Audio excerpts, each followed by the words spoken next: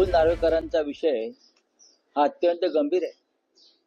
जरी त्यांनी काल मला उत्तर वगैरे काय म्हणतात ते दिलं म्हणतात, बरोबर ना? ते काय मला उत्तर देणार, काय देणार? शिवसेनेतूनच त्यांचा प्रवास सुरू झालेला आहे, आम्हाला माहिती आहे.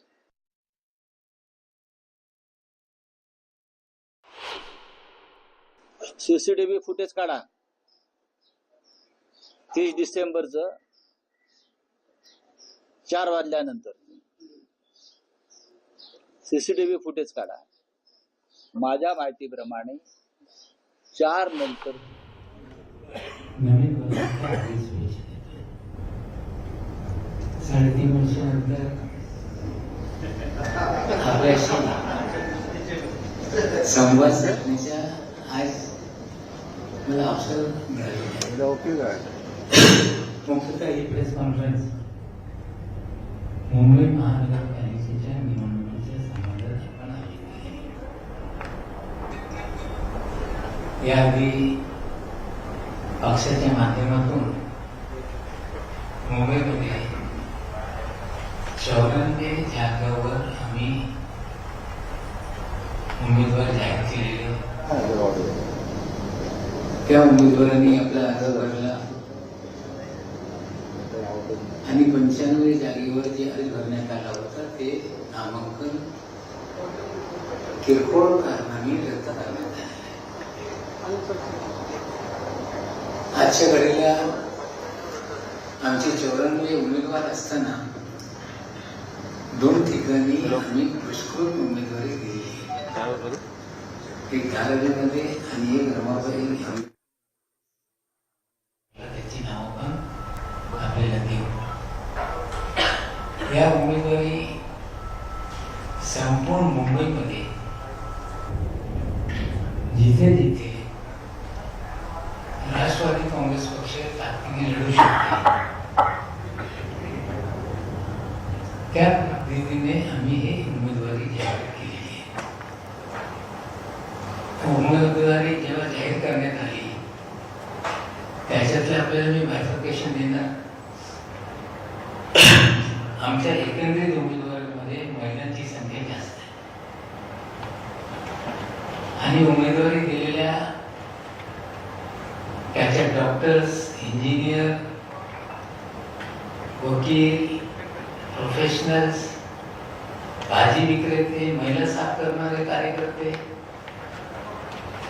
आणि प्रत्येक समाज घटकाला न्याय देण्याची भूमिका पक्षाने स्वीकारली. विशेषकर मराठी भाषिक किंवा या राज्यातले भूमिपुत्र सर्व जास्त असताना आम्ही या महाराष्ट्रामध्ये या मुंबईला जे लोक आपली कर्मभूमी समजत आहे त्याला पण संधी दिलेली. सर्व धर्मीय लोकांना सामावून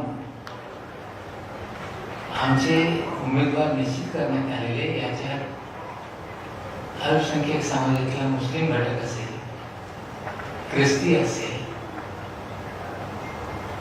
सगळ्यांना आपण या लिस्ट मध्ये पाहिलं तर तुम्हाला हे सगळे चित्र दिसतील. बरेचसे लोक उत्तर भारतीयांना आपली स्वतःची मतं समजत आहेत आणि एक भावना निर्माण झालेली आहे की आमच्यावर अन्याय होतो. राष्ट्रवादी काँग्रेस पक्षाने या मुंबईमध्ये सर्वात जास्त उमेदवारी उत्तर भारतीय लोकांना दिलेली. त्याच्यात पण असं नाही की एका विशेष वर्गाला दिली. विविध जातीची लोक जे उत्तर भारतातली आहेत त्यांना सगळ्यांना उमेदवारी आपण दिलेली आहे.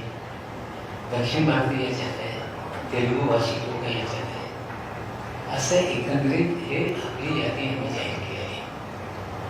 आम्हाला खात्री आहे की या मुंबईमध्ये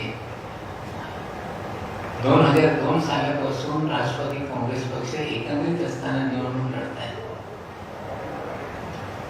आणि या पक्षाच्या बाबतीत असा एक आभास निर्माण करण्यात आलेला आहे की कधी 14चे नाही. पण आम्हाला वाटते की यावेळी एक वेगळं चित्र या मुंबईमध्ये राहणार आहे आणि आमची जास्त जागा निवडून येतील. उमेदवारी देताना आम्ही जिथे कुठल्या उमेदवार टाकायचे हे चर्चा करून आमच्या निवडणूक व्यवस्थापन समिती करण्यात आली होती, ज्याच्या मी अध्यक्ष होतो. आमचे दोन्ही कार्याध्यक्ष सिद्धार्थ कांबळेजी, शिवाजीराव, सना, जिशान सिद्दीकी, संजय तटकरे आणि सहजिल्हाध्यक्ष हे सर्व मी चर्चा करून खालचे कार्यकर्त्यांना चर्चा करून आम्ही सगळी उमेदवारी दिली. आणि निश्चित रूपाने आम्हाला खात्री आहे की यावेळी राष्ट्रवादी काँग्रेस पक्षाची ताकद मुंबईमध्ये निश्चित रूपाने दिसेल मला.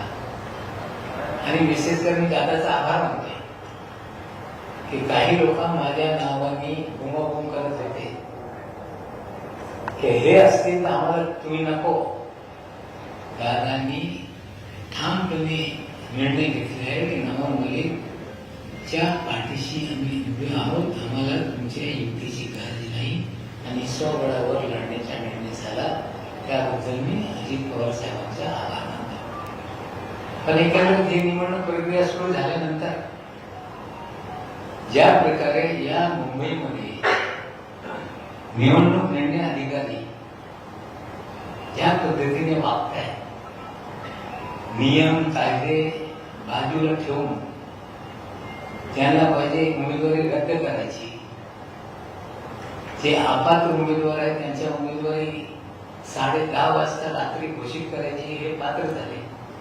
मला वाटते निवडणूक निर्णय अधिकाऱ्याला कळलं पाहिजे की हे निर्णय देत असताना जे नियमावली, जे कायदे या राज्यामध्ये करण्यात आलेले त्याच्या काटेकोरपणे अंमलबजावणी करणं ही त्यांची जबाबदारी.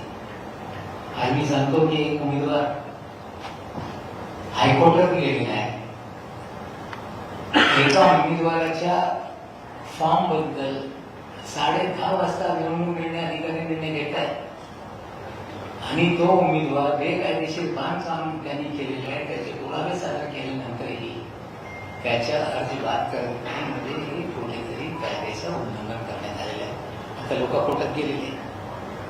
आमच्या 151 नंबर वार्ड इथे गौतम साबळेच्या दिवंगत वंदना गौतम साबळे ही निवडणूक लढत आहे.